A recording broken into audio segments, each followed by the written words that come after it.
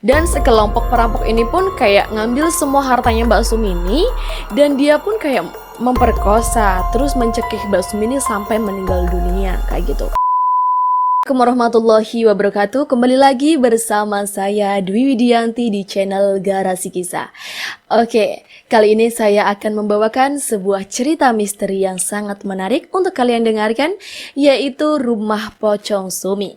Rumah Pocong Sumi sendiri merupakan bangunan pada tahun 1860. Rumah tersebut dimiliki oleh mantan Menteri Agama pada zaman Presiden Bapak Soeharto. Dan rumah tersebut kini sudah tidak dihuni selama kurang lebihnya 40 tahun. Karena pemilik dari rumah ini sendiri pun sudah meninggal dunia. Namun bagaimanakah kelanjutan kisah dari Rumah Pocong Sumi tersebut? Nantikan kelanjutannya hanya di Garasi Kisah. Namun sebelum lanjut ke ceritanya, kalian jangan lupa ya untuk klik tombol subscribe, like, dan lonceng notifikasinya biar kalian gak ketinggalan sama cerita terbaru dari kami.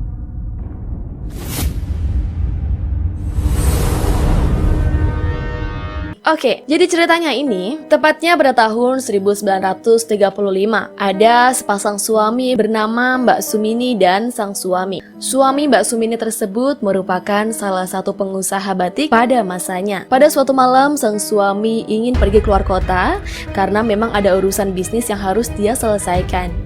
Nah, sebelum dia pergi keluar kota pun, si suami sudah mengatakan ataupun sudah berpesan ke Mbak Sumini tersebut bahwasannya jangan pernah membukakan pintu terhadap orang lain selain dirinya. Namun, ternyata ada seseorang kelompok perampok yang sudah mengincar rumah Mbak Sumini sudah sejak lama.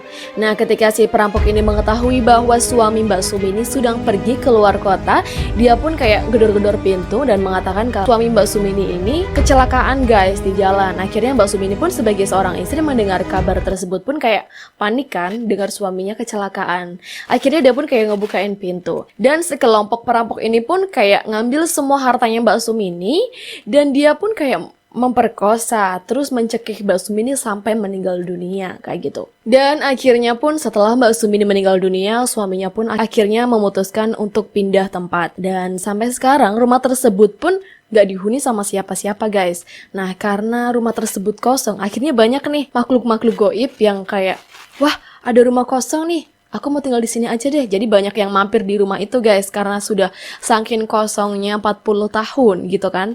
Ya, kalau misalkan rumah yang ada manusianya aja, yang ada penghuninya lah ya, itu juga banyak kan guys, sesuatu goib yang gak pernah kita lihat. Jadi rumah yang kita tempatin aja pasti banyak dong makhluk-makhluk kayak gitu. Nah, ini apalagi yang gak ditempatin selama 40 tahun guys. Gimana tuh nasibnya rumah tersebut? Nah, konon katanya nih, rumah yang gak ditempatin selama 40 hari aja itu kayaknya udah angker banget. Ini gimana nih dengan rumah yang gak ditempatin selama 40 tahun guys? Nah, di sini aku bakal ngejelasin makhluk-makhluk astral yang katanya menunggu rumah tersebut. Yang pertama ada Pocong Mbak Sumi. Ada alasan kenapa rumah tersebut diberikan nama dengan Pocong Mbak Sumi, karena konon katanya rumah tersebut sering menampakkan sosok seorang pocong yang sangat cantik di depan teras rumah tersebut. Dan konon katanya pocong tersebut akan menampakkan diri setelah lebih atau lewat dari jam 10 malam ataupun keadaan sudah sangat sepi. Jadi, apakah kalian berani guys melewati jalan depan rumah tersebut? Yang kedua ada sosok anak kecil. Konon katanya area tersebut didiami oleh sosok seorang anak kecil berwajah tua. Tubuhnya sangat kecil dan perutnya sangat buncit. Dan tujuan mereka itu kayak mengganggu seseorang yang sedang berkunjung ke rumah tersebut. Nah, lanjut kita yang ketiga.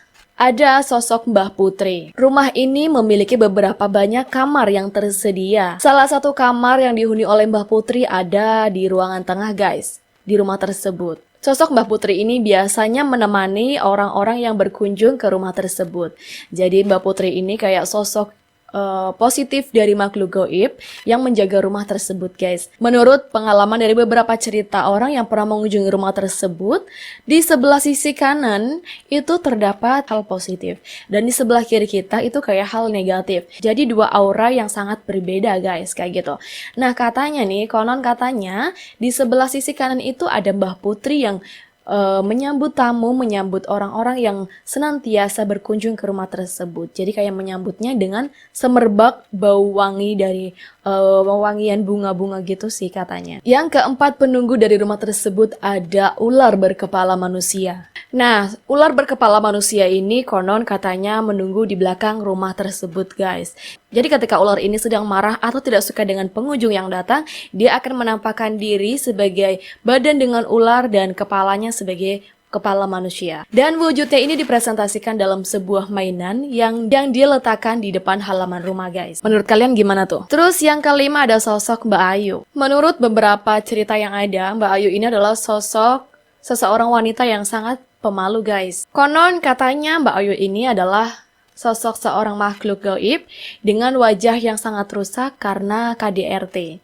Jadi dia sangat malu untuk menampakkan diri di depan manusia. Dan di kamar tersebut ketika siang hari, seperti ada bercak darah di tembok, guys. Beberapa vlogger pernah merekam kejadian tersebut, namun yang mereka alami itu adalah tiba-tiba baterai kamera mereka tiba-tiba habis, seperti itu. Dan yang keenam ini ada macan rumah pocong Sumi. Nah, katanya nih di belakang rumah pintu tersebut ini terdapat topeng yang menempel di dinding. Itu katanya seekor macan. Dan sosok makhluk gaib tersebut berperan sebagai penjaga rumah, guys. Dan seperti itulah kisah dari rumah pocong Sumi. Buat kalian yang penasaran, kalian bisa datang langsung aja ke Yogyakarta. Karena rumah pocong Sumi tersebut berada di daerah istimewa Yogyakarta. Oke, yang belum subscribe video ini, jangan lupa klik tombol subscribe dan tekan lonceng notifikasinya ya, biar kalian gak ketinggalan sama cerita terbaru dari aku.